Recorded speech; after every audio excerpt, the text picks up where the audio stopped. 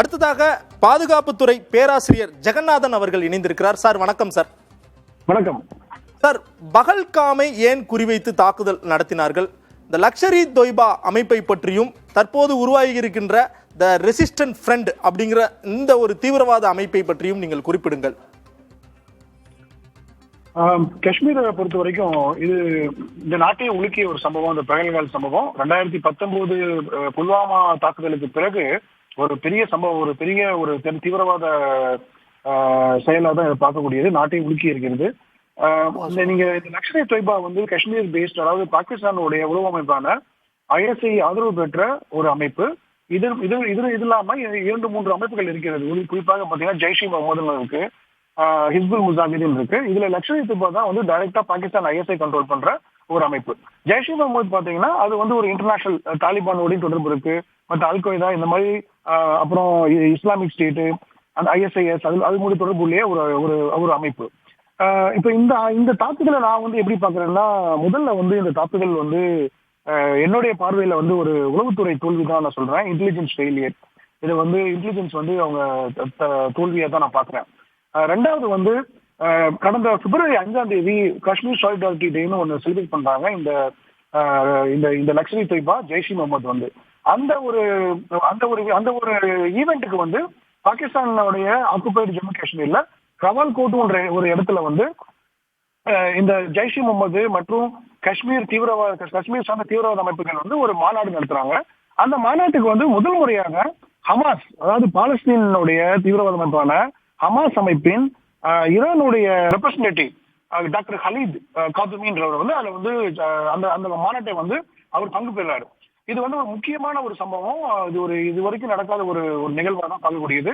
நம்ம எல்லாமே பார்த்திருக்கோம். அக்டோபர் 7ஆம் தேதி வந்து ஹமாஸ் அமைப்பு வந்து எப்படி வந்து அக்டோபர் 7ஆம் தேதி ஒரு நாள் காலையில வந்து பீச்ல வந்து இஸ்ரேலில் வந்து பீச்ல உட்கார்ந்து இருக்கும் போது இவங்க வந்து எப்படி தாக்குதல் நடத்தினாங்க அப்படின்ட்டு. ஸோ அதோட ஃபார்மேட் வந்து இதுக்கு இருக்கிறதா தான் வந்து நம்ம பார்க்கக்கூடிய விஷயமா இருக்கு. ஏன்னா முதல்ல ரொம்ப நாள் ஒரு கடந்த பாத்தீங்கன்னா ஒரு 10 ஆண்டுகள்ல வந்து இந்த அளவுக்கு ஒரு மேசிவா வந்து அதாவது சுற்றுலாவுக்கு வரக்கூடிய இவர்கள் மீது டூரிஸ்ட் மேல தாக்குதல் நடந்தது வந்து 90கள்ல தான் அதிகமா இருந்தது. அதுக்கப்புறம் வந்து இதுதான் வந்து ஒரு மாபெரும் அட்டாக்கா இருக்கு. இதை வந்து நம்ம சரியா வந்து உளவுத்துறை அமைப்பினுடைய ஒரு தோல்வியா தான் நான் பாக்குறேன்.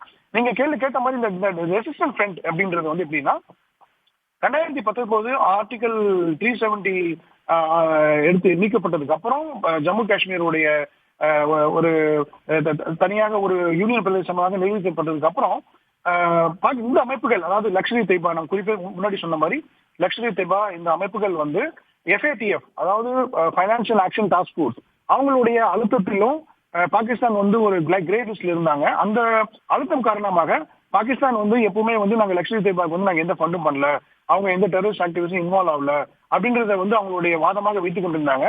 அதன் விளைவாக என்ன பண்ணாங்கன்னா 2019 இந்த TRF ஒரு ப்ராக்ஸியை வந்து அவங்க கிரியேட் பண்றாங்க. இந்த ரெசிஸ்டன்ட் ஃப்ரண்ட் வந்து 2019 வந்து அக்டோபர்ல கிரியேட் பண்றதுல வந்து அதுல இந்த ஹிஸ்புல் முஜாஹிதீன் மற்ற அமைப்புல இருந்து பிரிஞ்சு வந்த அதாவது காஷ்மீர் உள்ள சில தீவிரவாதிகள் இந்த ஆர்கனைசேஷன் இருந்தவர்கள் எல்லாம் வந்து ஒருங்கிணைத்து இவங்களை வந்து கோஆர்டினேட் பண்ணி இதுக்கு ஒரு புது பேர் வந்து கொடுக்குறாங்க, இந்த ரெசிஸ்டன்ட் ஃப்ரண்ட். இவங்களுடைய நோக்கம் என்னன்னா, நம்ம இதுக்கு முன்னாடி பார்த்திருக்கோம் 2020 நடந்த தாக்குதல், 21, 22 தாக்குதல்ல பாத்தீங்கன்னா ஹிந்துக்களை மட்டும் ஒரு டீச்சர்ஸ் வந்து டார்கெட் பண்றது, காஷ்மீர் பண்டிட்களை வந்து தனியா வந்து டார்கெட் பண்றது, இந்த மாதிரியான செயல்கள்ல வந்து இந்த ரெசிஸ்டன்ட் ஃப்ரண்ட் வந்து அவங்க வந்து ஈடுபட்டு வந்து கொண்டிருந்திருக்காங்க. இவங்களுடைய நோக்கம் என்னன்னா, காஷ்மீரை தவிர வேற மாநிலத்தவர்கள், வேற மதத்தவர்கள் உள்ள வந்து இங்க வந்து ஆக்குபை பண்ணக்கூடாது அப்படின்றத வந்து ஒரு பயத்தை கிரியேட் பண்றது, ஒரு ஃபியர் கிரியேட் பண்றது.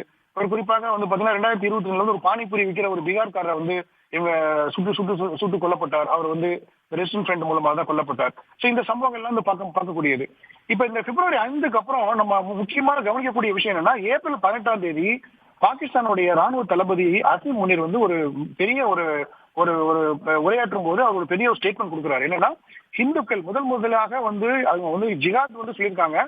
முதலாக வந்து 2 நேஷன் தியரி, ஒரு ஹிந்துக்கள் வேற, நாங்க முஸ்லிம்ஸ் வேற, காஷ்மீர் வந்து எங்களுடைய உணர்வு அப்படின்ற மாதிரி ஒரு ஸ்டேட்மெண்ட் கொடுக்கும்போது அந்த மதத்தை வந்து அவர் வந்து ஒரு முன்வைக்கிறார்.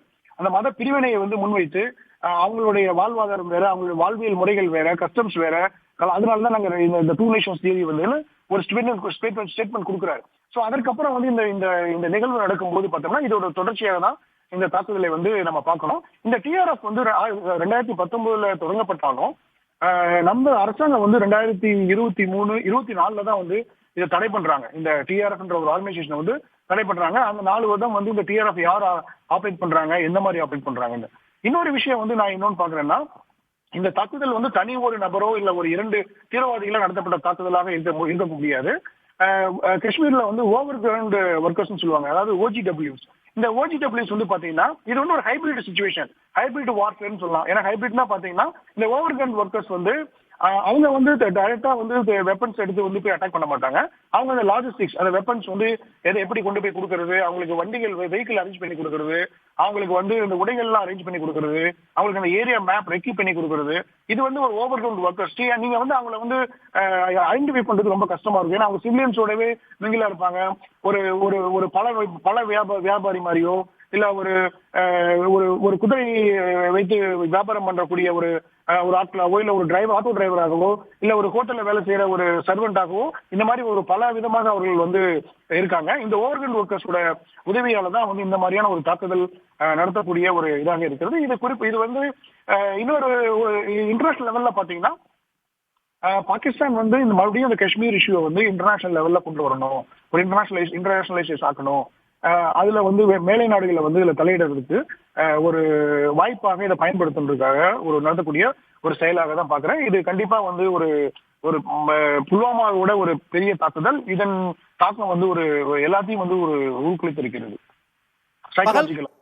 பகல்காமில் ஏன் தாக்குதல் நடத்தப்பட்டது, லஷ்கர் இ தொய்பா அமைப்பிற்கும் இந்த தாக்குதலுக்கும் என்ன தொடர்பு இருக்கிறது, பாகிஸ்தானினுடைய ராணுவ தளபதி என்ன பேசினார்னு விரிவாக கலந்துரையாடி இருக்கிறீங்க. நீங்க ஜம்மு காஷ்மீரினுடைய பல்கலைக்கழகத்தில் பாதுகாப்புத்துறை பேராசிரியராகவும் தற்போது பணியாற்றி வருகிறீர்கள். நீங்கள் ஒரு முக்கியமான ஒரு பாயிண்ட் வந்து சொல்லியிருக்கிறீங்க, இது ஒரு இன்டெலிஜென்ட் ஃபெயிலியர் அப்படின்னு சொல்லியிருக்கீங்க. உளவுத்துறையினுடைய தோல்வி என தெரிவித்திருக்கிறீர்கள்.